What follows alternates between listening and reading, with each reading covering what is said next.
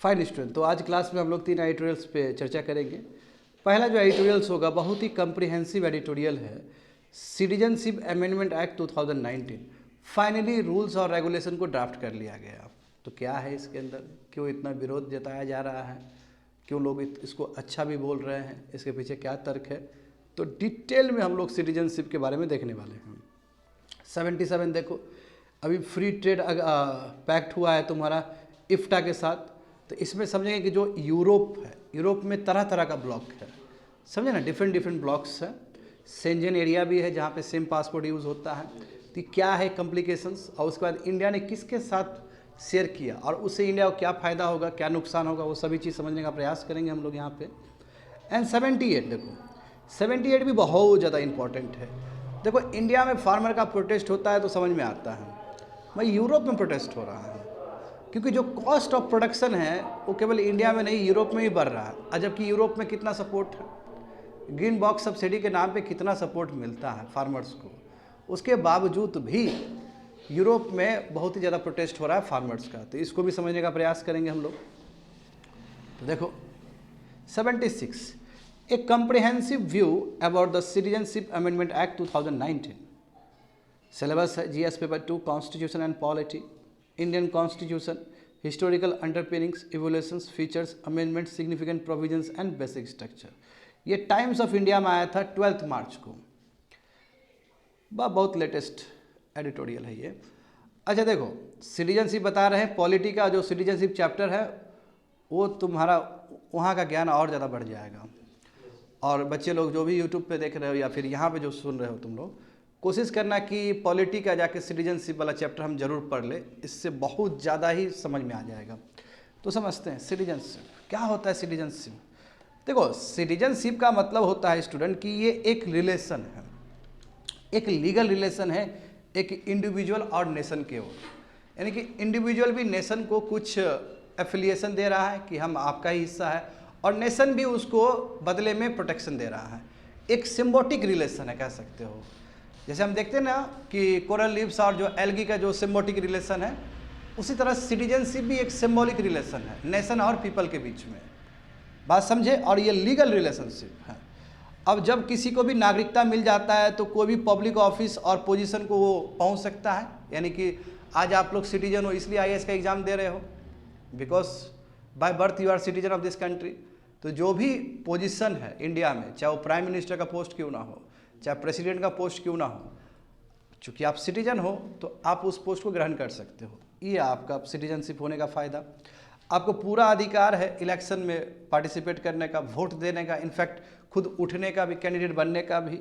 वही एडल्ट जिसको बोलते हैं यूनिवर्सल फ्रेंचाइजी। हाँ, इंडिया डुअल सिटीजनशिप को बिल्कुल अलाउ नहीं करता है। डुअल सिटीजनशिप का मतलब क्या है कि तुम इंडिया का भी सिटीजन है और लेट से तुम कनाडा का भी सिटीजन है, तो ये नहीं हो सकता है। यदि तुम कनाडा का सिटीजन बन गए तो तुमको इंडिया का सिटीजन को हटाना पड़ेगा, मतलब खत्म करना पड़ेगा, रद्द करना पड़ेगा। ये सिटीजनशिप तुम लेके नहीं चल सकते हो। बात समझे ना। तो वेरी इंपॉर्टेंट, अक्षय कुमार का इशू आया था ना यहाँ पे। हाँ, तो अक्षय कुमार ने फाइनली इंडियन सिटीजन ले लिया, कनाडा का छोड़ दिया वो। तो देखो वही लिखा गया कि इंडियन सिटीजन अपना सिटीजनशिप खो देगा यदि वो फॉरेन कंट्री का सिटीजनशिप को एक्सेप्ट कर लेता है तो, क्योंकि डुअल सिटीजनशिप इंडिया में बिल्कुल अलाउड नहीं है। वहीं देखो United states of America, United states of America में क्या है कि आप एक स्टेट का भी सिटीजन हो सकते हो और एज अ कंट्री का भी आप सिटीजन हो सकते हो। इंडिया में क्या है कि इंडिया में कोई स्टेट का सिटीजन नहीं होता, कंट्री का सिटीजन होता है। जैसे हम लोग यदि बिहार से हैं तो बिहार का कोई सिटीजन नहीं होगा, इंडिया का सिटीजन होगा। कोई तमिलनाडु का कोई सिटीजन नहीं होगा, वो इंडिया का सिटीजन होगा। That is the beauty of our Indian citizenship. बात समझा। हाँ, यूएसए में बिल्कुल, यूएसए में मतलब उस कॉन्टेक्स्ट में डुअल सिटीजनशिप बोल रहा हूँ। हाँ नहीं, उसको चेक करना पड़ेगा आपको जाके, you have to check that. मगर नागरिकता आपको छोड़ना पड़ता है। हर कंट्री का अपना अपना है, हर कंट्री का अपना रूल्स और रेगुलेशंस है, समझे ना।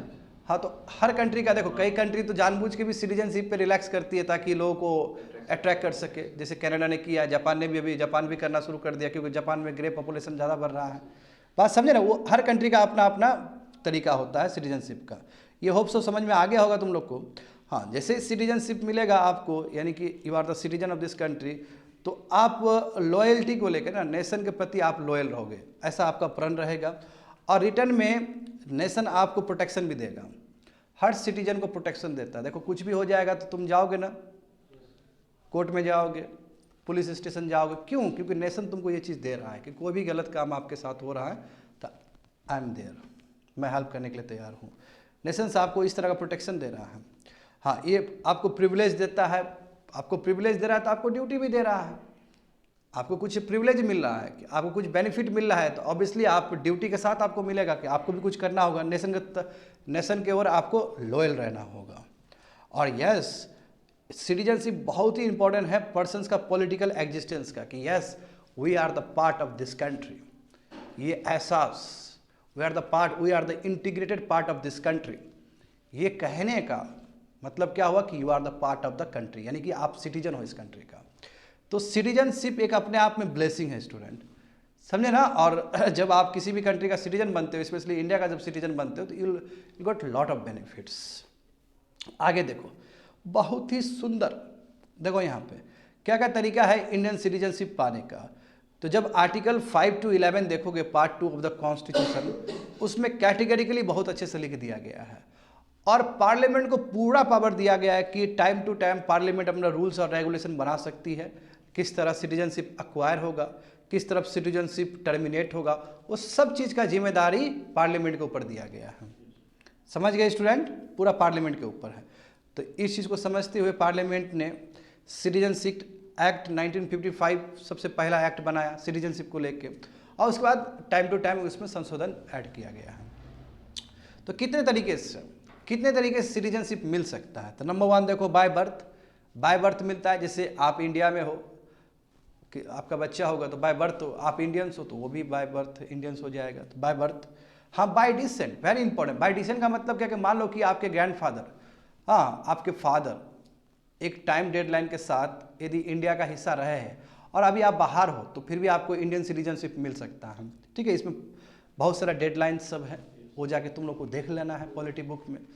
एंड तीसरा जो है बाय नेचुरलाइजेशन, ये जो सिटीजनशिप अमेंडमेंट एक्ट है इसी चीज़ के लिए, बाय नेचुरलाइजेशन, कि आप इतना साल तक रहोगे भारत में तो यू विल गेट सिटीजनशिप, बात समझे। एंड बाय रजिस्ट्रेशन, फॉरेन, जैसे मान लो कि इंडिया का कोई बॉय है, उसने किसी गर्ल से शादी किया बाहर का, तो गर्ल आएगी इंडिया में, गर्ल आएगी ना इंडिया में, बाहर की गर्ल इंडिया में आ गई क्योंकि शादी किया, उस इंडियन सिटीजन ने किसी के साथ शादी किया बाहर से, तो ये प्रोसेस होता है बाय रजिस्ट्रेशन, कि लॉस के थ्रू, इन लॉस की वजह से हुआ।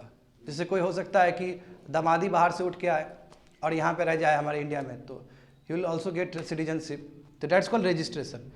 एंड जो लास्ट वन है बाय इनकॉर्पोरेशन ऑफ टेरिटोरी करके भी, जैसे सिक्किम बेस्ट एग्जाम्पल है। और सिक्किम का मैं अभी का तुमको बताता हूँ, 100 जो कॉन्स्टिट्यूशनल अमेंडमेंट एक्ट हुआ था, जो बांग्लादेश का बहुत सारा इनक्लेव्स हम लिए थे, हमारा इनक्लेव्स बहुत सारा उधर गया था, तो जो भी बांग्लादेश का इनक्लेव्स भारत में आया तो भारत का हिस्सा बना, तो ऑटोमेटिकली उसको सिटीजनशिप मिल जाएगा।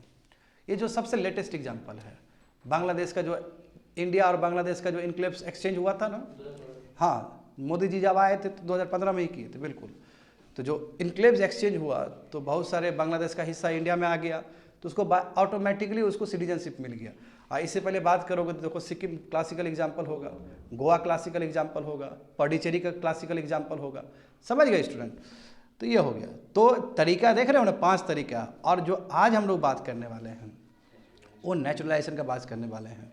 तो जो सिटीजनशिप अमेंडमेंट एक्ट 2019 का आया है वही बिल्कुल वो नेचुरलाइजेशन है, और वो अमेंडमेंट करके 1955 एक्ट में ही अमेंडमेंट करके, क्योंकि बहुत बार अमेंडमेंट हुआ है, समझे ना। तो देखो नेचुरलाइजेशन क्या है, देखो यहाँ पे, तो what were the changes brought to the citizenship act 1955। जो 1955 में जो सिटीजनशिप एक्ट बना था, उसमें क्या क्या चेंजेस लाया गया ये अमेंडमेंट करके, 2019 का अमेंडमेंट करके। तो समझो, देखो ये बात हमें समझ लेना चाहिए कि इंडिया के पास कोई भी रिफ्यूजी लॉ नहीं है हमारे पास। तो रिफ्यूजी लॉ नहीं होने की वजह से क्या हुआ कि कोई भी बाहर से आदमी आता है और वो पासपोर्ट लेके आता है लेट से, और पासपोर्ट से यदि लंबा समय रहता है, यदि पासपोर्ट मान लो कि 1 साल का है उसका, और यदि 1 साल से वो ज़्यादा रहेगा तो वो इलीगल माइग्रेंट बन गया इंडिया के लिए, तो उसको डिपोर्ट कर देंगे।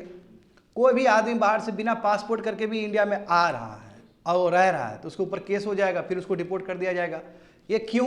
क्योंकि हमारे पास कोई रिफ्यूजी एक्ट नहीं है। यदि हमारे पास रिफ्यूजी एक्ट होता तो बहुत सारे जो शरणार्थी लोग हैं, बाहर के लोग हैं, उसको हम एक्सेप्ट कर लेते हैं। क्योंकि इंडिया सिग्नेटरी नहीं है रिफ्यूजी लॉ का, इसलिए जो भी बाहर से आएंगे और उनका पासपोर्ट का टाइम खत्म हो गया तो सब इलीगल माइग्रेंट कहलाएंगे और सबको डिपोर्ट कर दिया जाएगा, उसके अगेंस्ट केस सब भी होता है। समझ पा रहे हो ना? तो वही चीज़ वहाँ पर दिखाया गया 1955 में कि जो भी फॉरेनर्स एंटर किया हमारे कंट्री में, है ना, वैलिड डॉक्यूमेंट या रहा इंडिया में टाइम से ज़्यादा रह गया, अपना जो भी डॉक्यूमेंट्स था, वीज़ा था, पासपोर्ट था, उसके कंपेयर में वो ज़्यादा रह गया तो वो जेल में जाएगा या फिर उसको डिपोर्ट कर दिया जाएगा। और उसके लिए 2 एक्ट पहले से ही हमारे पास है, फॉरेनर्स एक्ट 1946 और पासपोर्ट एक्ट 1920। होप सो समझ में आ गया होगा। ये रीज़न क्या है? क्योंकि हमारे पास रेफ्यूजी एक्ट नहीं है, क्योंकि हम सिग्नेटरी नहीं है रेफ्यूजी लॉस का। नंबर 1। नेचुरलाइजेशन क्या है? तो फिर नेचुरलाइजेशन क्या प्रोसेस है? ये प्रोसेस ये है कि कोई भी भारत में अभी कोई भी 14 साल में स्टूडेंट, पिछले 14 साल में कोई भी आदमी 11 साल इंडिया में रहा हो और 11 साल में जो मतलब 10 साल प्लस 1 ईयर, 14 साल लो, 14 साल का स्पैन लो, 14 ईयर्स का स्पैन लो, 10 साल रहा और प्लस 1 ईयर जो रहा है वो कंटिन्यूस रहा हो। जो लास्ट का जो जैसे आवेदन पत्र दिया उसने कहा कि हमको सिटीजनशिप बनना है, तो जो ऑफिसर क्या चेक करेगा कि जो पिछले 14 साल में आप कितना दिन यहाँ पे रहे। तो आपको क्या करना है कि सबसे फर्स्ट जो क्राइटेरिया है कि 1 साल तक तो तुमको लगातार रहना पड़ेगा इंडिया में, और उसके पीछे जो 13 साल है, 13 साल में कम से कम तुम 10 साल गन के तुम रहा होगा इंडिया में। इसका मतलब ये है। तो जो 11 ईयर्स का जो कॉन्सेप्ट है, 11 ईयर्स में जो 1 ईयर है रिसेंट का है, और 10 ईयर्स आप 13 ईयर्स में कभी भी रह सकते हो गन के। वेरी वेरी इंपॉर्टेंट कॉन्सेप्ट, समझ रहे हो ना? अब देखो, अब अमेंडमेंट करके क्या चेंज किया गया? अमेंडमेंट करके देखो बहुत कुछ चेंज किया गया।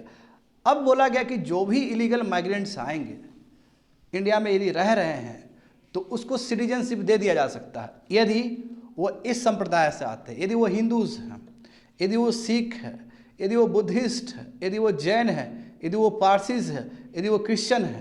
तो इतने संप्रदाय से कोई लोग आते हैं, बांग्लादेश से, अफगानिस्तान से, पाकिस्तान से, तो सबको नागरिकता दे दिया जाएगा। और इसका टाइम क्या है? देखो कट ऑफ डेट क्या है? 31 दिसंबर 2014 से पहले कोई आके इंडिया में कोई रह रहा हो कहीं कैंप में, तो उसको अमेंडमेंट, ये जो सिटीजनशिप अमेंडमेंट एक्ट 2019 के हिसाब से उसको नागरिकता दे दिया जाएगा। देखो मुस्लिम नहीं है यहाँ पे, विरोध इसलिए होता है। अब क्यों? देखो सरकार का भी अपना वैलिड पॉइंट है।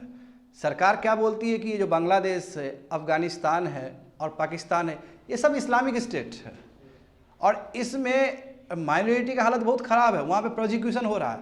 तो आखिर ये सब तो इंडिया का ही हिस्सा रहा है। मतलब पाकिस्तान, अफगानिस्तान में तो बहुत इंडिया सटा हुआ ही एरिया है, समझ रहे हो ना? तो यदि इंडिया से यदि ये लोग गए हैं उस तरफ और वहाँ उन लोगों का जीना हराम हो रहा है, तो ये बेचारे लोग भाग के आएंगे कहाँ? इंडिया में ही आएंगे, क्योंकि इंडिया कॉमन बाइंडिंग फोर्स है, वही लैंड है कि जिसमें पले बड़े थे ये लोग सब। तो इसलिए इन लोगों को मौका मिलना चाहिए। हाँ, मुसलमान को नहीं देंगे। मुसलमान क्यों नहीं देंगे? आखिर तीनों कंट्री जो भाग के आ रहा है सब तो इस्लामिक कंट्री है, उसमें मुसलमान का क्या बुरा हाल होगा? बिल्कुल नहीं होगा। हाँ, तो जो हिस्टोरिकल इनजस्टिस हुआ था, बात समझो, जो हिस्टोरिकल इनजस्टिस हुआ था उसको करेक्ट करने का प्रयास है एज पर द गवर्नमेंट। और एक दृष्टिकोण से देखोगे तो तुमको बहुत सटीक नजर आएगा, ये चीज़ बहुत तुमको सही नजर आएगा एक दृष्टिकोण से। हाँ, एक और दूसरा दृष्टिकोण भी तुमको देखना होगा, थोड़ी देर में बताएंगे वो भी चीज़। आ रहा है समझ में ये? तो इसका मतलब देखो, हाँ, मगर एक्सेप्शनल है। कोई भी शेड्यूल एरिया, शेड्यूल 6 वाला एरिया में कोई रह रहा है, वही नॉर्थ ईस्ट का बहुत सारा एरिया शेड्यूल 6 एरिया है, वहाँ पे ये परमिशन नहीं होगा। यदि वहाँ पे कोई भी इलीगल हिंदू माइग्रेंट्स है, कोई भी सिख है ना, कोई भी क्रिश्चियन है, जो भी यहाँ पे 6 धर्म बोला गया है, यदि कोई भी, तो वो शेड्यूल 6 एरिया में परमिट नहीं होगा, वहाँ पे वो नहीं रह सकता, वहाँ पे उसको इलीगल ही माना जाएगा। At the same time inner line permit कहाँ पे? जैसे हिमाचल प्रदेश में है, नॉर्थ ईस्ट में बहुत सारी जगह पे है, तो वहाँ पे भी इन लोगों को नागरिकता नहीं मिल सकता है। Very very important. और जो भी केसेस पेंडिंग है, क्योंकि लॉ अभी न बना है, जब ये इंडिया में आया होगा तो इसके ऊपर केस मुकदमा हुआ होगा कि तुम इंडिया में क्यों आया बाहर से। जो भी केसेस हुआ होगा सब केसेस को हटा दिया जाएगा। बशर्ते क्या है कि ये 6 संप्रदाय से होने चाहिए लोग। यदि मुसलमान के ऊपर कोई केसेस चल रहा था इलीगल माइग्रेंट, उसके ऊपर केसेस कंटिन्यू रहेगा, उसके ऊपर नहीं हटेगा। मगर ये जो 6 संप्रदाय, हिंदू, सिख, बुद्धिस्ट, जैन, पारसी और क्रिश्चियन वाले कम्युनिटी जो आए होंगे इंडिया में, और इसके ऊपर जो केस चल रहा होगा वो सब केस से उसको हटा दिया जाएगा। समझे ना? अब देखो नेचुरलाइजेशन का प्रोसेस कितना चेंज किया गया कि लास्ट 12 मंथ आप रह रहे हो, मगर 14 साल में देख रहे हो वहाँ 10 साल था ना, उसको घटा के 4 साल प्लस 1 ईयर कर दिया गया, यानी कि रेसेंट का जो 14 ईयर्स में, रेसेंट का जो 14 साल है, 14 साल में कम से कम आपको 4 साल प्लस 1 ईयर, ये 1 ईयर कंटिन्यूस आपको रहना है। तो इसलिए देखो कट ऑफ डेट समझ सकते हो 31 दिसंबर 2014, उसे मैच कर जाता है। वो आ रहा है समझ में ना कॉन्सेप्ट? तो पूरा चेंज कर दिया ना नेचुरलाइजेशन प्रोसेस, डेडलाइन टाइम कम कर दिया गया ना। कहाँ 10 + 1 ईयर्स था, इसमें देखो 3 + 1 ईयर कर दिया गया, सॉरी 4 + 1 ईयर कर दिया गया इसमें, और 1 ईयर आपको कंटिन्यू रहना पड़ेगा। ऐसा नहीं कि कहीं से भी आ गए मुँह उठा के हमको चाहिए। पता चला तुम कल ही आए हो यूनाइटेड स्टेट से और तुमको सिटीजनशिप चाहिए, तुम कल ही आए हो अफगानिस्तान, तुमको सिटीजनशिप चाहिए। हाँ, अफगानिस्तान बोलना सही रहेगा, यूएस से तो दूसरा प्रोसेस है, बाय रजिस्ट्रेशन हो जाएगा, उसको हटा दो। वहाँ इधर तुम पाकिस्तान, अफगानिस्तान या बांग्लादेश से तुम आए हो तो तुमको 1 साल तक तो कंटिन्यू रहना ही है। उससे पहले 14 साल में तुमको 4 साल तुमको कम से कम यहाँ पे रहना चाहिए, number of days. Hope so समझ में आ गया होगा बच्चे लोग। अब यहाँ पे देखते हैं मामला, यहाँ पे देखते हैं। तो व्हाट वाज द अब देखो आया तो 2019 में ही एक्ट आया ही है ना, मगर जान रहे हो कि 2019 में आया और 2024 में लागू हुआ। तो क्या ऐसा संभव है? नियम क्या कहता है कि कभी भी यदि पार्लियामेंट से कोई एक्ट पास किया जाता है, यानी कि बिल एक्ट बनता है, तो आपको 6 महीने के अंदर रूल्स और रेगुलेशन बनाना है। देखो लॉ बनाने का अधिकार लेजिस्लेचर को है और रूल्स और रेगुलेशन बनाने का अधिकार एग्जीक्यूटिव को है, गवर्नमेंट ऑफ द डे को है। समझे ना? यदि सेंटर में गवर्नमेंट ऑफ द डे या फिर स्टेट में तो स्टेट गवर्नमेंट। समझ पा रहे हो ना? मैं ये तो देखो 2019 और अभी 2024 है, तो बहुत लंबा गैप हो गया। तो क्या ऐसा संभव है कि 2019 में आप एक्ट लाए और अभी रूल्स और रेगुलेशन बना रहे हो? तो ऐसा संभव है। उसके लिए जानते हो कि कमिटी ऑन सबऑर्डिनेट लेजिस्लेशन होता है, लोकसभा और राज्यसभा का, दोनों का ही अपना कमिटी होता है, पार्लियामेंट्री कमिटी है ये। तो उसको बार बार आपको परमिशन लेना पड़ेगा। और ये जो है, और ये किस मिनिस्ट्री के अंदर आता है? एमएचए के अंदर आता है। सिटीजनशिप का जो भी चीज़ है वो एमएचए के अंदर आएगा, मिनिस्ट्री ऑफ होम अफेयर्स, जो कि अमित शाह जी है अभी। तो ये क्या एमएचए क्या करेगा? बार बार एक्सटेंशन लेगा, किससे? कमिटी ऑन सबऑर्डिनेट लेजिस्लेशन से। और 9 या 10 बार इस तरह का वो एक्सटेंशन लिया है, तो वैलिड है वो, क्योंकि आपको बार बार लेना पड़ेगा। लोकसभा और राज्यसभा दोनों से ही लेना पड़ता है, दोनों में ही कमिटी है वो, कमिटी ऑन सबऑर्डिनेट लेजिस्लेशन। समझ में आ रहा है ना ये चीज़? तो देखो यहाँ पे वही चीज़ लिखा गया, देखो यहाँ पे कि आपको 6 मंथ के अंदर फ्रेम करना पड़ता है। जब प्रेसिडेंशियल असेंट मिल गया, लॉ बन गया, तो आपको यदि लागू करना है तो एग्जीक्यूटिव को 6 मंथ के अंदर क्या करना पड़ेगा? रूल्स और रेगुलेशन बना के तैयार करना पड़ेगा। Then the executive should seek extension. यदि नहीं कर पाए 6 महीने के अंदर, तो एग्जीक्यूटिव को बार बार एक्सटेंशन के लिए परमिशन लेना होगा कमिटी अंडर सबऑर्डिनेट लेजिस्लेशन से, लोकसभा राज्यसभा दोनों से। समझे? तो 2020 के बाद देखो लगातार एमएचए क्या कर रहा है? एक्सटेंशन ले रहा है रेगुलर इंटरवल्स में, यानी कि 9 और 10 बार अभी तक ले चुका है। तो देखते हैं थोड़ा। हाँ, मैं तुमको क्या लगता है लागू अभी पूरा इंडिया में लागू तो अभी किया गया, इससे पहले भी लागू हो गया था 2022 में। 2022 में कुछ डिस्ट्रिक्ट में लागू किया गया, 31 डिस्ट्रिक्ट, इंडिया का 31 डिस्ट्रिक्ट में इसको लागू कर दिया गया था स्टूडेंट। उसको समझे ना? उसमें सरकार ने 2022 से लेकर अभी तक 31 डिस्ट्रिक्ट में लागू हो चुका है ये, समझे ना? और 31 डिस्ट्रिक्ट 9 स्टेट्स का 31 डिस्ट्रिक्ट्स, 9 स्टेट्स में 31 डिस्ट्रिक्ट्स में ये लागू हुआ है, जिसमें हिंदूज को, सिख्स को, बुद्धिस्ट को, जैन को, पारसीस को, क्रिश्चियंस को मिला, जो अफगानिस्तान, बांग्लादेश और पाकिस्तान से आए सबको नागरिकता मिला। तो एमएचए का जो रिपोर्ट है 21 और 22 का, उसके हिसाब से अभी तक लगभग 1400 फॉरेनर्स को मिल चुका है सिटीजनशिप। और अब जो पूरा इंडिया में जब लागू हो गया, हाँ एक्सेप्शनल है, अभी शेड्यूल 6 एरिया में लागू नहीं होगा, इनर लाइन परमिट में लागू नहीं होगा, तो ये एक्सेप्शनल मान के चलो, मगर ये छोड़ के पूरा भारतवर्ष में अब पूरी तरीके से लागू हो गया। कल ही जानते हो कितना वीडियो वायरल हो रहा था, कुछ हिंदूज को मिला है, समझ गए ना ये चीज़। आगे देखो तो क्या क्या एक्सेप्शन है, तो एक्सेप्शन देख सकते हो यहाँ पे कि ये जो अमेंडमेंट जो आया है सिटीजनशिप अमेंडमेंट एक्ट, ये जो भी एरिया कवर्ड है 6 शेड्यूल में, इसके ऊपर लागू नहीं होगा। कहने का मतलब क्या कि जो ऑटोनोमस ट्राइबल एरियाज आसाम का, मेघालय का, त्रिपुरा का और मिजोरम का, बताए थे ना बच्चे लोग, AMTM ऐसे करके याद कर लो, तो उस जगह पे इन लोगों को नागरिकता नहीं मिल सकता है। मान लो कि कोई भी बांग्लादेश से, क्योंकि बांग्लादेश नज़दीक है इसलिए मैं एग्जांपल दे रहा हूँ, कोई मान लो कि बांग्लादेश से आके वहाँ बैठा हो 2014 से पहले लेट्स से, तो उसको कम से कम नागरिकता इस जगह पर तभी मिलेगा। मैं आसाम का बात कर रहा हूँ तो मैं आसाम का ऑटोनोमस ट्राइबल एरियाज़ का बात कर रहा हूँ, पूरा आसाम का बात नहीं कर रहा हूँ, पूरा आसाम नहीं है, कुछ कुछ जगह हिली रीजन जो है वो सब है, समझे ना। एट द सेम टाइम नीचे भी देख सकते हो, हाँ नीचे भी क्या लिखा गया कि CA लागू नहीं हो सकता इनर लाइन परमिट में, इनर लाइन परमिट में नहीं हो सकता, जो कि नॉर्थ ईस्ट का बहुत सारे स्टेट्स आता है। एट द सेम टाइम हाँ वही देखो लिखा गया ना, अरुणाचल प्रदेश, मिजोरम, नागालैंड, मणिपुर, लक्षद्वीप, हिमाचल प्रदेश, इस एरिया सब में भी, इस स्टेट सब में भी क्या है तुम्हारा इनर लाइन परमिट लागू होता है। तो वहाँ पे बिल्कुल भी नागरिकता नहीं मिल सकता। यदि कोई आदमी वहाँ पे भले ही वो हिंदू हो, भले ही क्रिश्चियन हो, वो रह रहे हो, भले ही अफगानिस्तान से आए हो, पाकिस्तान से आए हो, बांग्लादेश, इन लोगों को नहीं मिलने वाला है। ये एक्सेप्शनल है।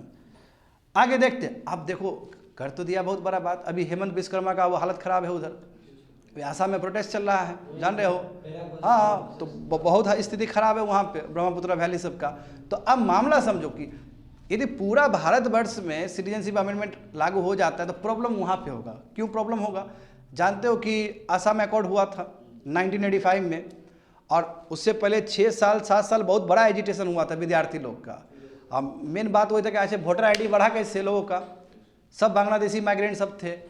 अब तुम खुद देखो कि जब सिटीजनशिप अमेंडमेंट एक्ट पूरी तरीके से लीगलाइज हो गया, तो अब यदि मान लो कि कोई बंगाली हिंदू बांग्लादेश से आके यदि शरण लिया हो आसाम में, तो उसको तो नागरिकता मिल गया।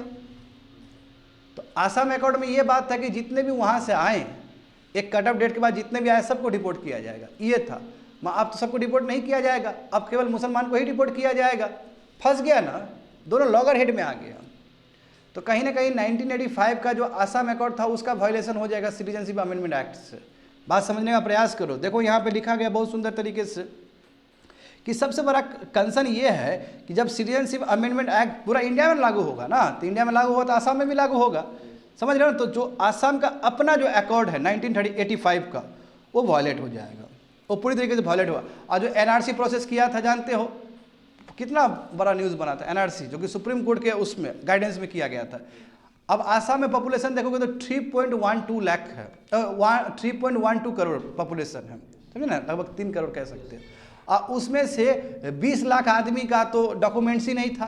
तो 20 लाख आदमी सब एक तरह से इलीगल हो गए थे। तो बहुत बड़ा न्यूज़ बना था, 20 लाख आदमी इलीगल हो गए, डॉक्यूमेंट नहीं है। आप देखो जब 20 लाख आदमी के पास डॉक्यूमेंट नहीं है तो इसमें क्या चेक किया है, तुम हिंदू है कि तुम मुस्लिम है, तुम सिख है कि ईसाई है। आज जिस आदमी के पास, जो 20 लाख में जिस आदमी के पास मान लो कि मतलब जो आदमी मान लो कि मुस्लिम है, तो वो तो फिर उसको डिपोर्ट कर दिया जाएगा, अब बाकी लोग को स्वीकार कर लिया जाएगा। तो ये भी तो आसाम अकॉर्ड का पूरी तरीके से फंडामेंटली फिर कंट्रवीन करेगा उससे, यानी कि उसको अपोज करेगा उस चीज़ को। तो ये यहाँ पे बात फंसेगा स्टूडेंट। देखो वही बोला कि आसाम अकॉर्ड साइन हुआ था 1985 में, 6 साल का बहुत बड़ा एजिटेशन के बाद, ताकि इलीगल माइग्रेशन जो बांग्लादेश से हो रहा है उसको रोका जाए। और उसमें ये तय किया गया था कि जो भी आसाम में एंटर किया मार्च 24, 1970 के बाद सबको डिपोर्ट कर दिया जाएगा, ये था। तो अब तो देखो तुम 2014 से पहले भी आए हो, है ना। यदि मान लो कि समझ लो 1971 के बाद इधर 2014 कभी भी तुम यदि आए हो और तुम हिंदू हो, सिख हो, ईसाई हो, आराम से तुमको नागरिकता मिल जाएगा। तो आसाम अकॉर्ड कंट्रवीन हुआ कि नहीं हुआ, अपोज हो गया पूरी तरीके से। इसलिए अभी बहुत हरकत में वहाँ पे हेमंत विश्वकर्मा को बहुत कुछ बोलना पड़ रहा है। अभी बोल रहा है कि हम सिटीजन अब छोड़ देंगे, हम सीएम पद छोड़ देंगे, ये वो दुनिया भर का चीज़ चल रहा है आसाम में। तो न्यूज़ फॉलो करो, समझ में आ जाएगा तुम लोग को। तो इसलिए जो अपोनेंट है वो कहते हैं कि सिटीजनशिप अमेंडमेंट जो एक्ट है, कहीं ना कहीं ये जो आसाम अकॉर्ड का जो स्पिरिट है, आसाम अकॉर्ड का जो इंटेंशन है, उसको पूरी तरीके से वायलेट करता है, उसको पूरी तरीके से कंट्रावीन करता है। देखो जैसे कि मैंने कहा कि जो ड्राफ्ट बन रहा था एनआरसी में, उसमें 20 लाख आदमी लेफ्ट आउट हो गए। तो इसमें बहुत सारे लोग जो हिंदू होंगे तो उसको तो आराम से मिल जाएगा सिटीजनशिप, है ना, मुस्लिम को नहीं मिल पाएगा। तो एक तरह से ये भी प्रॉब्लम आसाम वाले लोग को होगा कि भाई हिंदू भी है तो इसको भी डिपोर्ट करो। इसी के लिए तो इतना बड़ा युद्ध लड़े थे 6 साल हम। तो प्रॉब्लम ये होगा। तो how did the government defend CA? तो सरकार ने कैसे डिफेंड किया इसको? देखो सरकार का डिफेंड करने का तरीका सही है। सरकार तो बोलेगी ही कि हिस्टोरिकल इनजस्टिस हुआ है। तो ये रिस्पॉन्सिबिलिटी है, ये मोरल ड्यूटी है कि जो भी माइनॉरिटी को जो प्रोसिक्यूट किया जा रहा है, हम जानते हैं कि इस्लामिक स्टेट में हिंदू लोग, या फिर केवल हिंदू का ही नहीं स्टूडेंट, है ना, कि चाहे क्रिश्चियन हो, चाहे सिख हो, जितने भी नॉन मुस्लिम है, करेक्ट, जितने भी नॉन, सबका हालत बहुत ख़राब है। ये सब जग जाहिर है, चाहे वो अफगानिस्तान हो, चाहे पाकिस्तान है, बांग्लादेश है। तो भाई ये लोग भाग के जाएगा कहाँ? इंडिया को शरण देना ही पड़ेगा मोरल ग्राउंड में। एंड ठीक है, कोई गलत सोच नहीं है, क्योंकि आखिर ये सब तो इंडिया का ही हिस्सा रहा है। ये आदमी सब फोर फादर्स इंडियंस ही रहे हैं। तो बात समझिए, ये प्रॉब्लम है। जब बेचारे लोग नेबरिंग कंट्री में जब प्रोसिक्यूशन हो रहा है, इन लोगों का जान लिया जा रहा है तो भाग के कहाँ आएगा, इंडिया ही तो आएगा। तो इसलिए इन लोग को इतना जो इन लोग हार्डशिप झेल रहा है, इस बात को हमें कंसीडर करना होगा, क्योंकि आखिर ये कंट्री ऑफ ओरिजिन है, ये इसी कंट्री से टूट के गया है वो सब, इसलिए नागरिकता देना बहुत ज़रूरी है। बेचारे लोग डर से रह रहे हैं, अपना होम कंट्री नहीं जा रहे, डर से यहाँ पे रह रहे हैं, असलम में रह रहे हैं, छुप छुप के रह रहे हैं। तो इन लोगों को यदि हम सिटीजनशिप दे देंगे तो बहुत अच्छे तरीके से यहाँ पे रह पाएंगे। हाँ, हम मुस्लिम को नहीं देंगे, क्योंकि मुस्लिम खुद इस्लामिक स्टेट से मुस्लिम क्यों आएगा यहाँ पे, यदि आ रहा है तो जाए वो, क्योंकि वहाँ पे उन लोगों को कोई दिक्कत नहीं है। ये भारत सरकार का अपना दलील, ठीक है। तो इसलिए लिखा है granting them citizenship would offer them long term security and protection from prosecution. समझ में आ गया ना स्टूडेंट? देखो आगे देखो, तो what is the critics view point about the implementation of CA.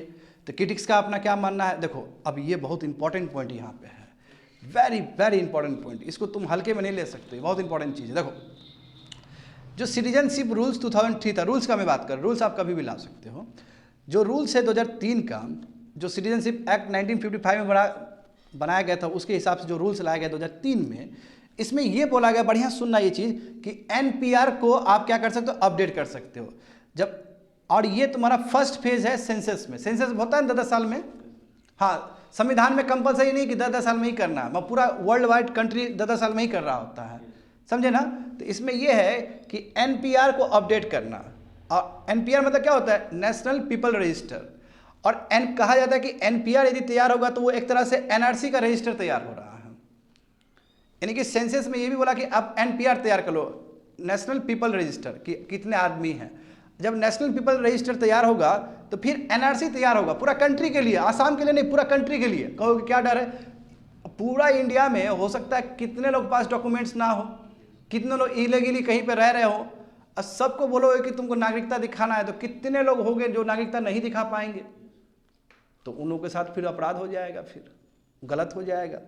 तो इसलिए, और कई बार अमित शाह जो हमारे होम मिनिस्टर है, कई बार पार्लियामेंट के पटल से बोल चुके हैं कि हम एनआरसी करने नहीं जा रहे हैं, हम एनआरसी बिल्कुल नहीं करेंगे, हमारा कोई इरादा नहीं है। ये कई बार बोल चुके हैं, मत क्रिटिक्स तो डरेंगे ही, क्योंकि ये फर्स्ट स्टेप है। ये जब सीए पूरा लागू हो जाएगा, सिटीजनशिप अमेंडमेंट हो जाएगा, तो जब आप सेंसस करवाओगे तो एनपीआर तैयार करवाओगे ही करवाओ, उसके लिए आपको नया नियम लाने की जरूरत नहीं है, पहले से ही है। जब एनपीआर करवाओगे तो फिर एनआरसी की तरफ जाएगा। अब पूरा इंडिया में यदि एनआरसी होता है तो दर्द है। अब कुछ कुछ चेंज भी किया गया, इसमें देखते रहो। तो वही देखो, इसलिए लिखा गया है कि NPR is to be updated along with the first phase of census. समझ रहे हो ना, जब सेंसस होगा तो एनपीआर भी तैयारी किया जाएगा, और ये फर्स्ट स्टेप है एनआरसी की ओर, फर्स्ट स्टेप है।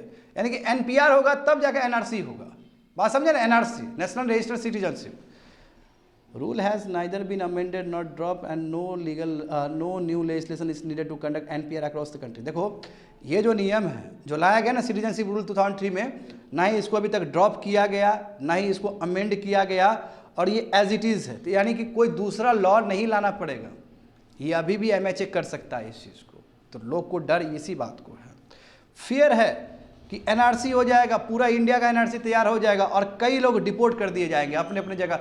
बताओ, जो मान लो कि जो 40, 50, 60, 70 साल से जो रह रहे होंगे, जो इंडिया का हिस्सा होगा, लोग सब जो सोसाइटी में इंटीग्रेट हो गए होंगे, उसके बाद डॉक्यूमेंट्स नहीं होगा तो उसको तो फिर भगा दिया जाएगा। फिर वो क्या करेगा, लोग वो क्या करेगा, उसका हालत ख़राब हो जाएगा। हाँ, ऑब्वियसली मुस्लिम पे ही टारगेट होगा, क्योंकि बाकी को तो सिटीजनशिप मिल ही जाएगा, देख के कुछ ना किसी रेफरेंस तो हो ही जाएगा। तो उन लोगों को प्रॉब्लम, उसको डिपोर्ट कर दिया जाएगा, प्रॉब्लम ये है। और दूसरा प्रॉब्लम देखो, दूसरा प्रॉब्लम क्या है इसमें, देखो पहले क्या था, पहले नियम, अभी मैं थोड़ी देर में बताऊंगा नियम। यदि नीचे जाओगे तो सिटीजनशिप रूल 2009 है, देखो पहले उसको समझते हैं। सिटीजनशिप रूल्स 2009 का जो चीज़ है वो कहता है कि कभी भी सिटीजनशिप प्रोसेस हो तो स्टेट का इन्वॉल्वमेंट बहुत ज़रूरी है, ये रूल्स कहता है। और कैसे स्टेट का इन्वॉल्वमेंट होगा, डिस्ट्रिक्ट लेवल पे, डिस्ट्रिक्ट जो मजिस्ट्रेट है जिसका तुम लोग तैयारी कर रहे हो, कलेक्टर का काम है कि रजिस्टर तैयार करना है डिस्ट्रिक्ट का, और फिर स्टेट का काम क्या है कि सबको कंपाइल करके नेशन को भेजना, मतलब कंट्री सेंट्रल गवर्नमेंट को भेजना, and then central government will decide. ये रूल है, कब का रूल है, 2009 का रूल है। देखो वहाँ पे लिखा गया ना कि citizenship rule 2009 had required the centre to consult the state government in grant of citizenship process. बढ़िया समझो वर्ड को, यानी कि सेंटर को कंसल्ट करना होगा स्टेट गवर्नमेंट से जब सिटीजनशिप प्रोसेस का बात आए ये जो this rule have done away, ये जो रूल है, ये रूल को हटा दिया गया इस बार।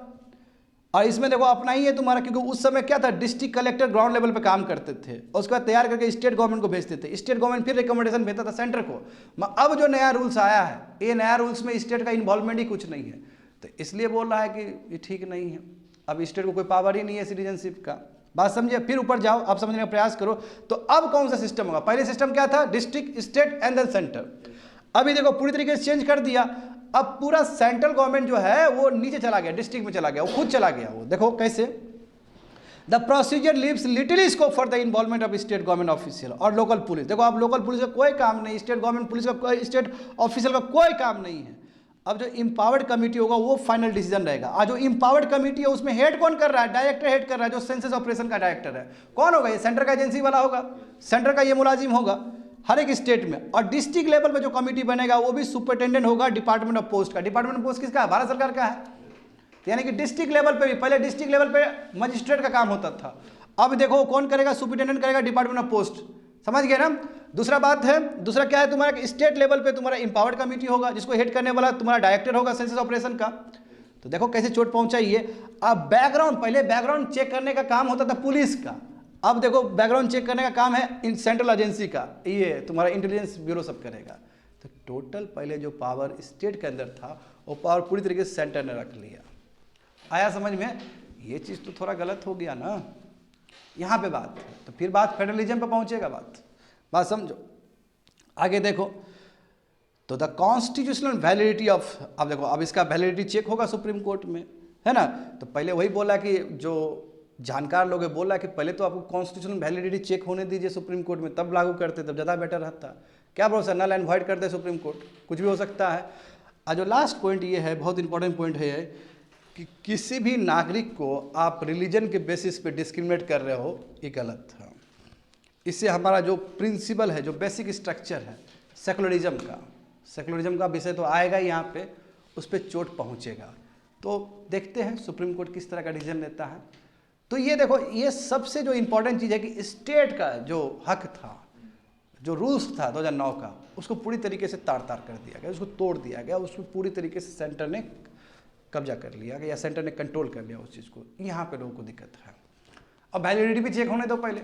तो ये मोटा मोटी तुम्हारा एडिटोरियल समझ में आ गया ना, बहुत बड़ा एडिटोरियल। देखो आगे देखते हैं, ये भी, इसमें भी समझने के लिए दुनिया भर का चीज़ है स्टूडेंट। 77 देखो, free trade pact with EFTA, Swiss watches chocolates become cheaper. जानते हो स्विट्जरलैंड से बहुत फेमस है ये घड़ी सब, स्विस घड़ी है ना, बहुत फेमस है। चॉकलेट सब स्विट्जरलैंड जाना जाता है, अब सस्ता हो जाएगा। अब इसका मतलब क्या है तो थोड़ी देर में समझोगे। GS paper 2 international relation, bilateral regional and global groupings and agreements involving India and are affecting India's interest. ये हिंदू बिजनेस लाइन पेपर में आया था 10 मार्च को। तो देखते हैं मामला क्या है, बढ़िया से समझो इस चीज़ को। यूरोपियन फ्री ट्रेड एसोसिएशन, बच्चे लोग जो क्लास में प्रेजेंट हो जरूर तुम लोग नोट्स बनाना इसका, ये सब पूछता है सिविल सर्विस में, प्रीलिम्स सब में, ये ग्रुपिंग किसका है, इसमें उसका मेंबर है या नहीं है, ये सब बहुत इंपॉर्टेंट है। देखो एफ्टा जो कौन कौन बनाया, अभी थोड़ी देर में और क्लियरिटी मिलेगा तुमको, ठीक है। चलो नेक्स्ट पेज ही देखते हैं, ज़रा समझ में आएगा। चलो नेक्स्ट पेज चलो, यहाँ पे समझते फिर फर्स्ट पेज चलते हैं, जहाँ पे तुम लोग को यूरोप का मैप दिख रहा होगा, दिख रहा है ना। इस फिगर को थोड़ा जूम करके देखोगे बच्चे लोग तो तुमको आइसलैंड दिख रहा है, तुमको नॉर्वे दिख रहा है ना। हाँ, तुमको 2 कंट्री और भी दिख रहा है। वो 2 कंट्री क्या है तुम्हारा, एक लिechtenstein है और एक तुम्हारा क्या है, हाँ स्विट्जरलैंड है, बिल्कुल स्विट्जरलैंड है। अब देखो इसको लो, अब इसको पकड़ते देखो, बहुत ग्रुपिंग है यूरोप में, ठीक है ना, बहुत ग्रुपिंग है, बहुत डिफरेंट ग्रुपिंग है। पहले देखते हैं यूरोपियन यूनियन, बहुत फेमस, पहले यूके भी इसका हिस्सा हुआ करता था। जब यूके इसका हिस्सा था तो 28 नेशंस का ये ग्रुपिंग था। अभी चूंकि यूके निकल चुका है तो कितना हो गया, 27 स्टेट्स का ग्रुपिंग हो गया। बट जो इंपॉर्टेंट चीज़ क्या है कि पॉलिटिकल और इकोनॉमिक यूनियन है, खाली इकोनॉमिक यूनियन नहीं है स्टूडेंट, ये पॉलिटिकल यूनियन भी है। पॉलिटिकल यूनियन का मतलब क्या कि इसका अपना पार्लियामेंट भी होगा, फ्रांस से भी लोग जाएंगे, है ना, जर्मनी से भी लोग जाएंगे, जो भी इसका हिस्सा है 27 स्टेट्स, वो सब से लोग जाएंगे और एक इसका अपना पार्लियामेंट होगा, एक अपना पूरा जैसे होता है ना एक कंट्री का व्यवस्था, पॉलिटिकल व्यवस्था, वो व्यवस्था भी होगा, इलेक्शन होगा, दुनिया भर का चीज। तो इसलिए हम कह सकते हैं कि यूरोपियन यूनियन पॉलिटिकल यूनियन भी है और इकोनॉमिक यूनियन भी है मेंबर स्टेट का। अब इकोनॉमिक यूनियन का मतलब क्या होता है? इकोनॉमिक यूनियन का एक छोटा सा हिस्सा कस्टम यूनियन भी होता है, लिख लो उसको कस्टम यूनियन। कस्टम यूनियन का मतलब क्या होता है? देखो जैसे मान लो कि ये 27 जो स्टेट्स है, कोई भी चीज़ मंगवाती है जापान से, लेट से जापान से, तो जो इम्पोर्ट टैरिफ ड्यूटी होगा सबका सेम होगा। और कोई भी सामान यहाँ से बाहर जाता है तो उस पर भी जो ड्यूटी लगेगा वो सेम होगा। Are you getting me? तो इसी को बोलते हैं कस्टम यूनियन। और जो custom union is a part of your economic union. तो सेम टैरिफ व्यवस्था होता है 27 स्टेट्स का। तो ये हुआ यूरोपियन यूनियन। अब दूसरा देखो EEA, ये क्या है? European economic area. अब यूरोपियन इकोनॉमिक एरिया मतलब क्या? पॉलिटिकल नहीं है, ये केवल इकोनॉमिक एरिया है। इसमें कुछ कुछ कंट्री और हिस्सा है। एग्जाम्पल देखो इसमें क्या है, they are 30 European economic area, जिसमें 27 यूरोपियन यूनियन का हिस्सा है ही पहले से ही। 3 अलग से कंट्री है। 3 अलग से कंट्री कौन सा है? आइसलैंड है, लिechtenstein है और तुम्हारा नॉर्वे है। तो ये पॉलिटिकल ब्लॉक नहीं है, ये इकोनॉमिक ब्लॉक है। हम जानते हैं कि 27 नेशन पहले से इकोनॉमिक ब्लॉक भी है। यूरोपियन यूनियन 2 ब्लॉक है। उसका देखोगे कैरेक्टरिस्टिक क्या है, वो पॉलिटिकल यूनियन भी है, साथ में इकोनॉमिक यूनियन भी है। और ये कैसे अलग हो गया? यूरोपियन इकोनॉमिक एरिया क्या हो गया? ये केवल इकोनॉमिक के लिए। इसमें 3 कंट्री और ऐड हो जा रहे हैं। 3 कंट्री कौन सा है? आइसलैंड है, लिechtenstein है और तुम्हारा नॉर्वे है। आया समझ में ना डिफरेंसेस? आगे देखो, आगे बात करते हैं एफ्टा। आखिर एफ्टा से ही साइन हुआ हमारा इंडिया का। तो एफ्टा क्या है? एफ्टा है यूरोपियन फ्री ट्रेड एसोसिएशन। समझे? ये ट्रेड से रिलेटेड। इसमें एक कंट्री और ऐड हो जाएगा, इसमें स्विट्जरलैंड ऐड हो जाएगा। अभी जो भी तुम लोग देखे हो यूरोपियन इकोनॉमिक एरिया, जिसमें 27 + 3 कंट्री ऐड हुआ, इसमें क्या होगा बच्चे लोग? एफ्टा में क्या होगा? यूरोपियन फ्री ट्रेड एसोसिएशन में एक कंट्री और ऐड होगा जो स्विट्जरलैंड है।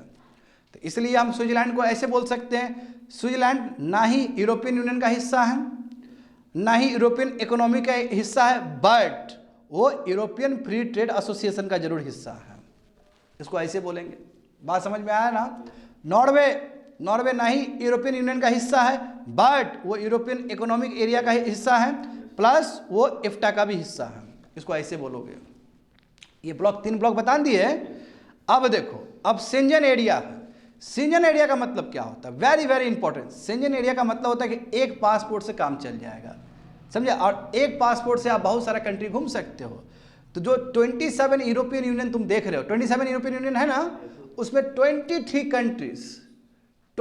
कंट्रीज तुम्हारा शेंजन एरिया का हिस्सा है। 23 कंट्रीज, 27 में 23 कंट्रीज, प्लस बल्गेरिया, रोमानिया, ये भी न्यूएस्ट मेंबर बने हैं, बन जाएंगे अभी 31 मार्च 2024 को। तो यानी कि 23 + 2 हो जाएगा ये, हाँ 25 हो जाएगा। समझ रहे हो ना?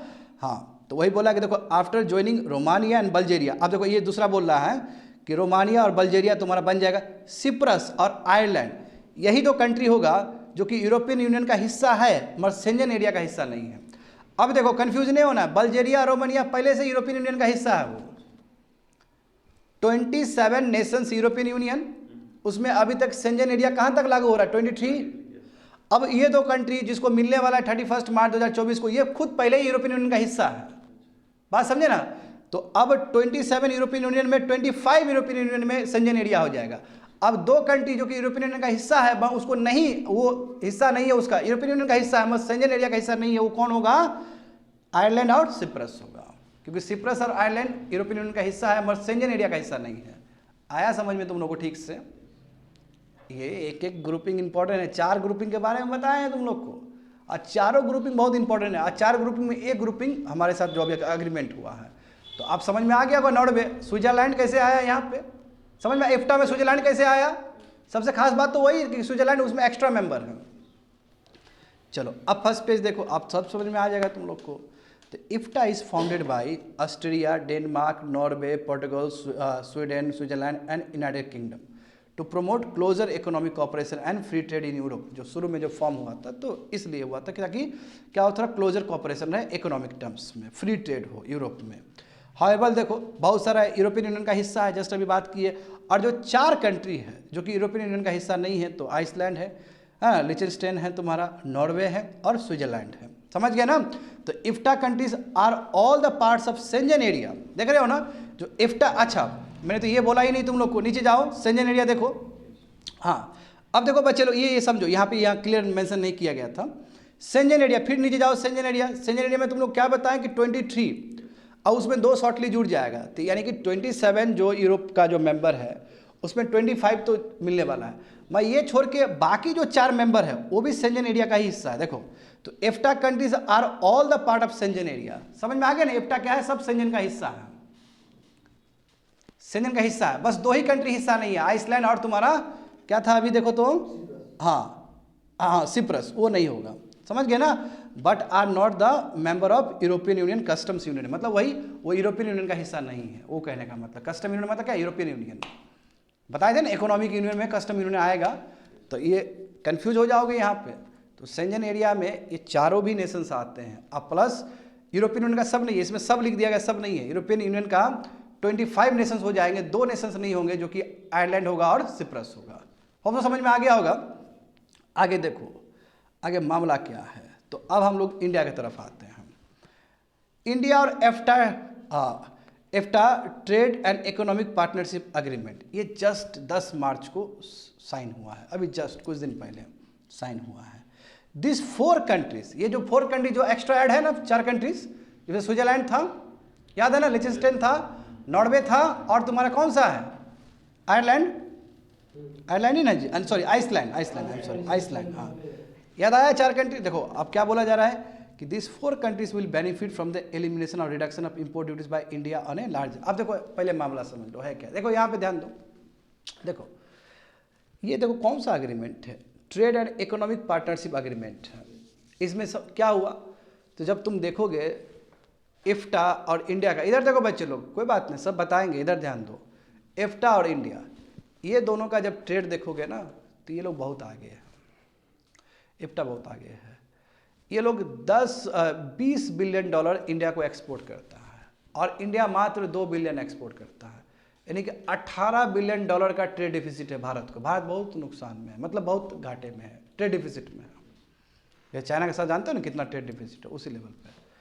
अब ये जानते हो कि ये सब इकोनॉमिक ट्रेड वाला चीज़ है, तो इसमें क्या होगा, इंपोर्ट ड्यूटी कम कर दिया जाएगा।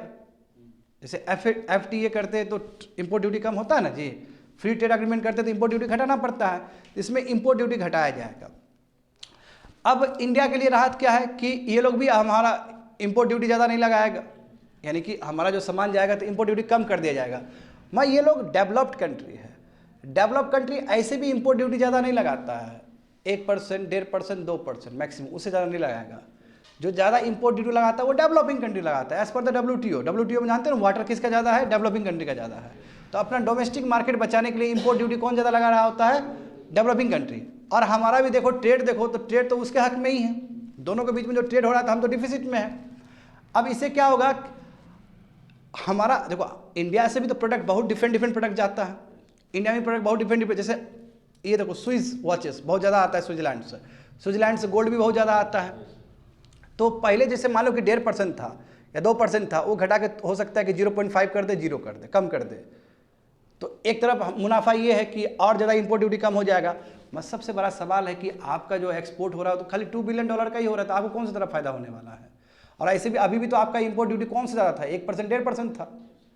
तो इंडियन पर्सपेक्टिव देखो तो नुकसान हो रहा है इंडिया को। इन लोगों को कितना फायदा होगा कि पहले इंडिया इंपोर्ट ड्यूटी ज़्यादा लगाता था, अब ये एग्रीमेंट को वैसे खोलना पड़ेगा। तो पहले मान लो कि हम 5%, 10% लगाते थे, अब कम करना पड़ेगा। 0% अचानक नहीं करते हैं, वो समय के साथ फेज वाइज होता है 0। तो इन लोगों का सामान और इंडिया में आ जाएगा। तो यहाँ पे एक और एग्रीमेंट हुआ, इन्वेस्टमेंट एग्रीमेंट। इन्वेस्टमेंट एग्रीमेंट में क्या है कि ये लोग सम अमाउंट 15 साल तक खर्च करेंगे इंडिया में, कंपलसरी खर्च करेंगे ही करेंगे। यदि वो खर्च नहीं होता है तो 18 साल बाद, यानी कि 15 साल प्लस 3 ईयर्स के बाद इंडिया टर्मिनेट कर सकता है इस एक्ट को। क्रिटिक्स बोल रहे कि ये 18 साल बहुत लंबा होता है, तब तक तो पूरा मार्केट को वो दिक्कत दे देगा। तो इसलिए कई क्रिटिक्स बता रहे कि ये हो सकता है समझौता थोड़ा हमको घाटा पड़ जाए। और दूसरी बात है कि जो सॉफ्टवेयर जो प्रोडक्ट सब है उसमें फ़ायदा हो सकता है। तो समझो, इसी को समझो अच्छे से। और देखो तो ये 4 जो कंट्री है उसको बेनिफिट होगा। देख रहे हो ना कैसे बेनिफिट होगा, क्योंकि एलिमिनेशन और रिडक्शन हो जाएगा इंपोर्ट ड्यूटी, जो इंडिया लगा रहा है उसमें रिडक्शन हो जाएगा, तो इन लोगों को फायदा होगा। समझ पा रहे हो ना। हाँ, जैसे बहुत सारा सामान, जैसे फार्मास्यूटिकल प्रोडक्ट्स है, मशीनरी है, वॉचेस है, फर्टिलाइजर है, मेडिसिन है, केमिकल्स है, मिनरल्स है, उस चीज़ के लिए कंट्री जाना जाता है, वो सामान सब इंडिया में आ जाएगा। तो इंडिया में बहुत बड़ा मार्केट आ जाएगा इसका। इन लोगों को बहुत बेनिफिट हुआ। हाँ, मगर जो हमारा एग्रीकल्चर जो सेक्टर है उसमें वो बहुत सारा सामान आने नहीं देंगे हम, क्योंकि फार्मर्स को बचाना है ना, तो उसमें हमने इंपोर्ट ड्यूटी ज़्यादा ही रखा है। जैसे एग्जांपल देखो, डायरी हो गया, सोया हो गया, कोल हो गया, सेंसिटिव एग्रीकल्चर प्रोडक्ट्स हुआ, उसमें अभी भी इंपोर्ट ड्यूटी ज़्यादा ही होगा वो, क्योंकि इस लिस्ट का हिस्सा नहीं है। कहने का मतलब वो इंपोर्ट ड्यूटी अभी भी ज़्यादा ही लगेगा, क्योंकि उसको नहीं खोल सकते हम। यदि उसको खोलेंगे तो हमारा फार्मर्स बहुत ज़्यादा नुकसान हो जाएगा हमारे फार्मर्स को। होप सो समझ में आ रहा होगा। मैं जो सबसे जो इम्पॉर्टेंट इशू है इसका, तुम तो कहोगे कि इंडिया क्यों इतना घाटा वाला सौदा करेगा फिर? नहीं, इसमें एक है क्लॉज जो इंपॉर्टेंट। देखो इसमें क्या है कि trade and economic partnership agreement में एक चीज़ है, $100 बिलियन इन्वेस्टमेंट का कमिटमेंट, जो कि ये 4 नेशन करेंगे। ये 4 नेशन का जो ब्लॉक है, ये पूरा ब्लॉक करेगा। इसमें ये 4 नेशंस बहुत प्रमुख हैं। 15 साल तक किया जाएगा और इससे 1 मिलियन जॉब्स क्रिएट होने का चांस है। तो $100 बिलियन ये लोग इन्वेस्ट करेगा इंडिया में, और उसके लिए टाइम स्पेंड कितना दिया गया? 15 ईयर्स। यदि नहीं हो पाया, ऐसा हो सकता है ना कि ये लोग नहीं कर पाया इंडिया में, तो 3 साल और ग्रेसिंग टाइम दिया जाएगा। 15 + 3 कितना हुआ? 18 साल। 18 साल बाद इंडिया ये सोच सकता है कि हमको इस एग्रीमेंट में रहना है या नहीं रहना है। यदि इंडिया को लगे कि नहीं घाटा हो गया, $100 बिलियन अभी तक नहीं किया है, तो इंडिया टर्मिनेट कर सकता है इसको। आया समझ में ये चीज? तो इंडिया देखो वही लिखा गया, लास्ट में क्या लिखा गया? India already duty free market को एसेस कर रहा है, क्योंकि इंडिया इंपोर्ट ड्यूटी ज़्यादा नहीं लगा पाएगा, डेवलप कंट्री हो, 1% 1.5%। तो इंडिया को ट्रेड में कोई बहुत ज़्यादा फायदा नहीं होने वाला है स्टूडेंट। देखो ना, अब इस ब्लॉक में जान के हैरान हो जाओगे, इस ब्लॉक में 70% ट्रेड तो खुद स्विट्जरलैंड करता है। इस ब्लॉक में इतना ब्लॉक देखें तुम लोग, उसमें सबसे ज़्यादा जो लीड करता है वो स्विट्जरलैंड करता है। लिखा गया ना 70% of India export to the bloc. समझे ना, 70% तो स्विट्जरलैंड से ही आता है। और क्या रीज़न है उसका स्विट्जरलैंड का? क्योंकि स्विट्जरलैंड से गोल्ड आइटम बहुत ज़्यादा आता है, घड़ी वाला आइटम बहुत ज़्यादा आता है। तो देखो लिखा गया कि जो इम्पोर्ट जो एफ्टा से हो रहा है वो $20 बिलियन का हो रहा है। यानी कि एफ्टा कितना कर रहा है? $20 बिलियन का एक्सपोर्ट कर रहा है। इंडिया में कितना हो रहा है? $20 बिलियन का इम्पोर्ट हो रहा है। मैं इंडिया कितना एक्सपोर्ट कर रहा है? Only $2 billion. तो देखो ट्रेड डिफिसिट $18 बिलियन का ट्रेड डिफिसिट है। तो इससे समझ रहे हो ना, इंडिया का कोई वैसा फायदा नहीं होने वाला है स्टूडेंट, बात समझो।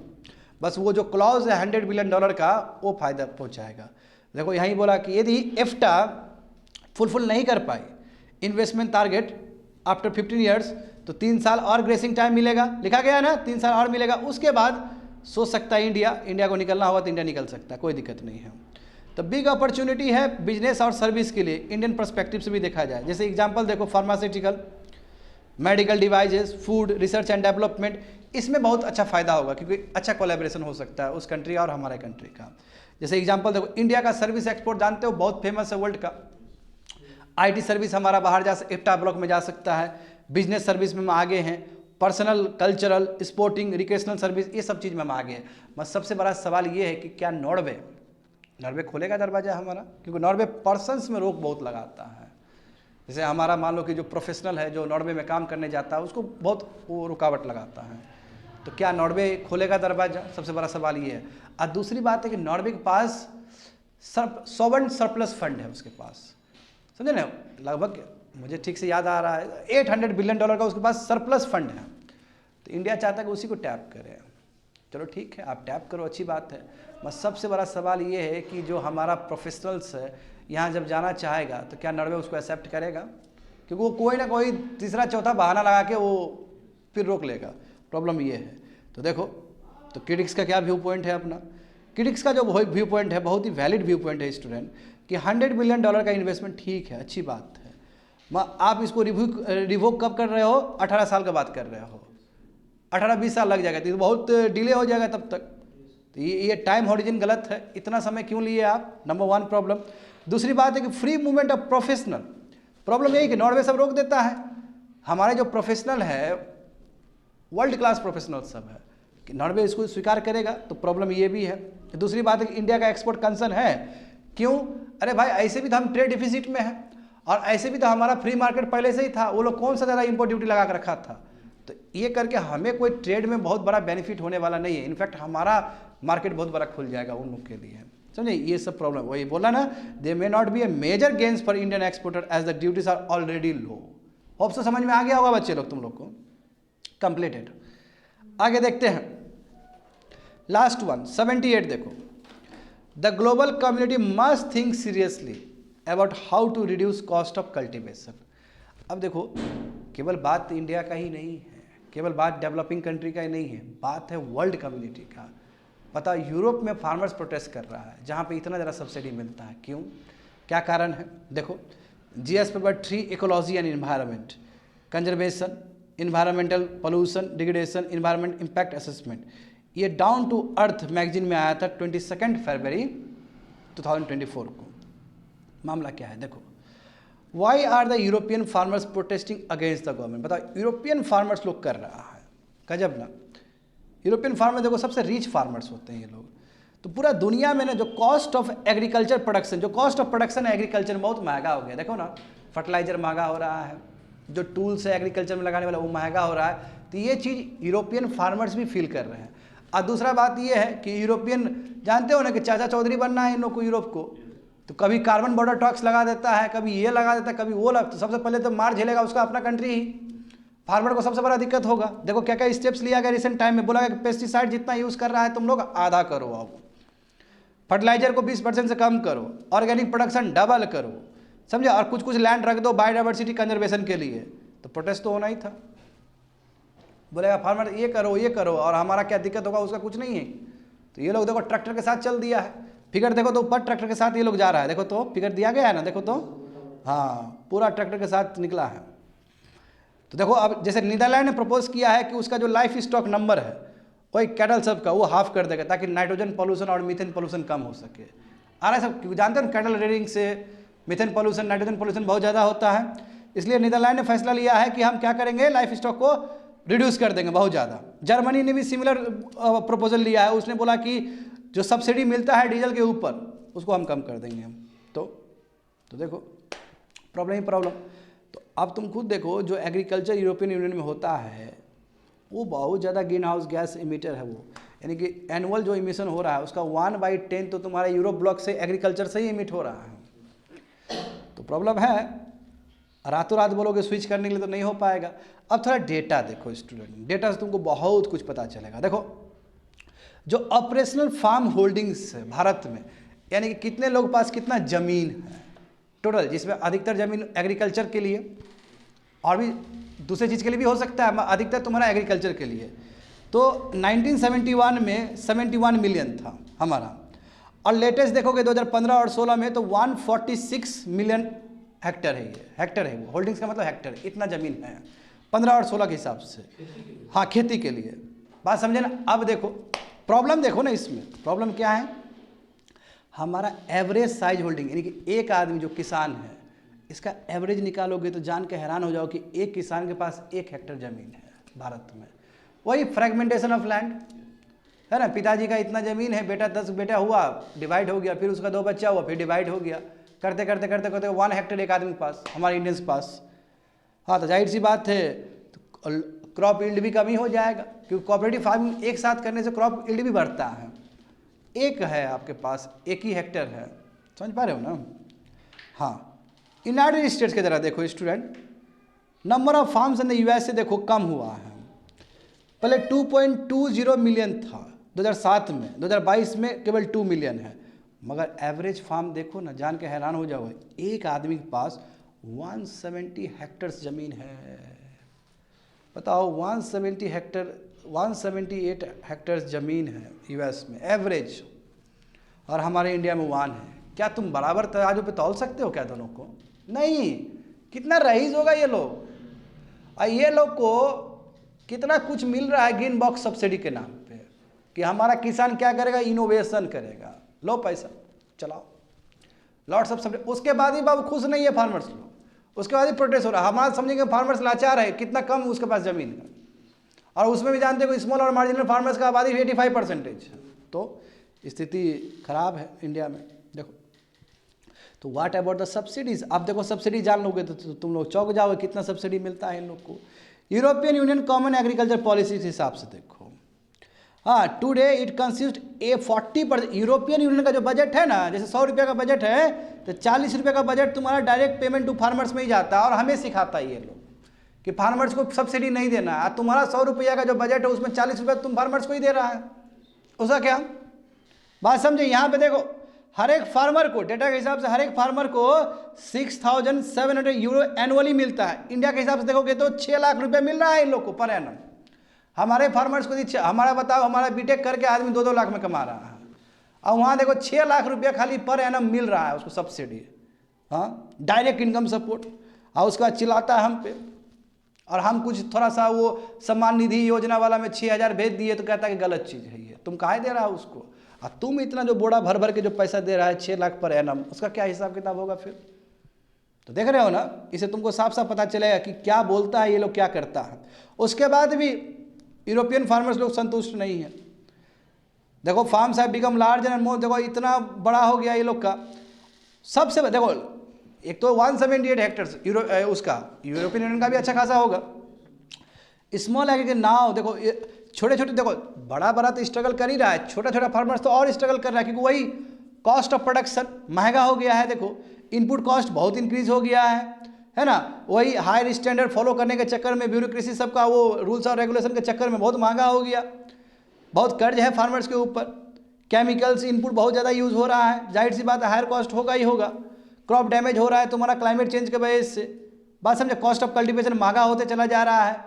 अभी प्रेजेंट देखो यूरोपियन यूनियन में 10% तुम्हारा जो लैंड है वो ऑर्गेनिक सिस्टम के अंदर है, तो ये लोग भी ऑर्गेनिक सिस्टम को बढ़ा रहे हैं तेज़ी से। इसमें जो सबसे बड़ा बुरा हाल होगा तो फार्मर्स का ही होगा। आय का रास्ता क्या है फिर, तो आय का रास्ता ये है कि बात करना होगा किसी तरह ये जो कॉस्ट ऑफ प्रोडक्शन है कल्टीवेशन के लिए उसको घटाना होगा, हाँ घटाना होगा। फार्मर से अच्छे से संवाद करना होगा। यस, नेचुरल फार्मिंग और रीजेनरेटिव फार्मिंग मस्त साइंटिफिक आधार पे। जैसे देखो हमारे इंडिया में 0 बजट नेचुरल फार्मिंग का कॉन्सेप्ट आया था, याद है ना तुम लोग को, हाँ, मगर उसके पीछे कुछ साइंटिफिक डेटा का कमी था। आप नेचुरल फार्मिंग करो मगर विथ साइंटिफिक अप्रोच, बात समझ गए ना, गेट पॉलिसी, साइंस पीछे होना चाहिए, साइंटिफिक अप्रोच होना चाहिए। ऐसा नहीं कि ऑर्गेनिक फार्मिंग करना है, साइंस ही नहीं है पीछे, there must be some logic, समझे। देखो एक बेस्ट एग्जांपल देखो, सीखना है तो उड़ीसा गवर्नमेंट से सीखो, नवीन पटनायक से सीखो। नवीन पटनायक ने क्या किया, मिलेट, बताओ मिलेट प्रोक्योर कर रहा है मिड डे मील के लिए, इससे बढ़िया क्या हो सकता है। अब मिलेट जानते हो कि हाईली न्यूट्रिशियस है, तो इस तरह का सोच लाना पड़ेगा ताकि फार्मर को मार्केट भी मिल सके और लोगों को न्यूट्रिशन भी मिल सके, समझे। तो देखो यहाँ कितना बढ़िया लिखा गया है कि दुनिया के पास बहुत फूड है आदमी को खिलाने के लिए, मगर सबसे बड़ा जो प्रॉब्लम है कि ज़्यादातर जो फूड है 1/3 फूड, 33% फूड तो वेस्ट में चला जाता है। तो पहले जो देखते हो ना शादी ब्याह में भी क्या होता है, कितना खाना फेंका जाता है, बहुत ज़्यादा ही गर्मी के टाइम में शादी होता था और खाना बर्बाद हो जाता है, ठंड के टाइम में चलो अगला दिन खिला भी सकते हो। मगर पूरा दुनिया का रिसर्च है, केवल इंडिया का बात नहीं कर रहा हूँ, तुम लोग आँख से देख सकते हो कितना घर में खाली फेंक देते हो खाना सब। तो पूरा दुनिया में 1/3 तो खाना फेंका रहा है, बेकार बर्बाद हो रहा है, उसको एडजस्ट करने की ज़रूरत है, समझे। That's it, completed.